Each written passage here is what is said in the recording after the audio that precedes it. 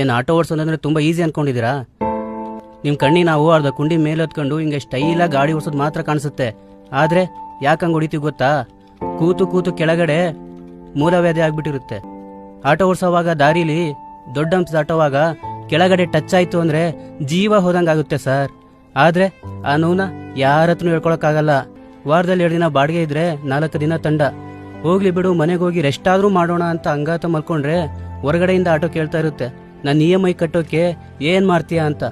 ಅದು ಅಲ್ಲದೆ ಮನೇಲಿ ಹೆಂಡತಿ ಮಕ್ಕಳು, ವಯಸ್ಸಾಗಿರೋ ಅಪ್ಪ ಅಮ್ಮ, ಈ ಜೀವಗಳು ನಮ್ಮನ್ನೇ ನಂಬ್ಕೊಂಡಿರ್ತವೆ ಸರ್.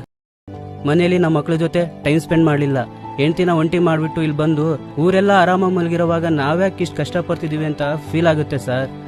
ಅವಾಗ ನಮಗೂ ಅನಿಸುತ್ತೆ ಈ ಆಟೋ ಓಡಿಸೋದನ್ನ ಬಿಟ್ಟು ಬೇರೆ ಏನಾದರೂ ಕೆಲ್ಸಕ್ಕೆ ಹೋಗ್ಬೇಕು ಅಂತ. ಎಲ್ರಿಗೂ ಅವ್ರು ಮಾಡ್ತಿರೋ ಕೆಲಸವನ್ನು ಬಿಟ್ಟು ಬೇರೆ ಎಲ್ಲಾ ಕೆಲಸನೂ ಈಸಿ ಅಂತಾನೆ ಅನ್ಸುತ್ತೆ ಸರ್. ಆದ್ರೆ ಎಲ್ಲಾ ಕೆಲಸದಲ್ಲೂ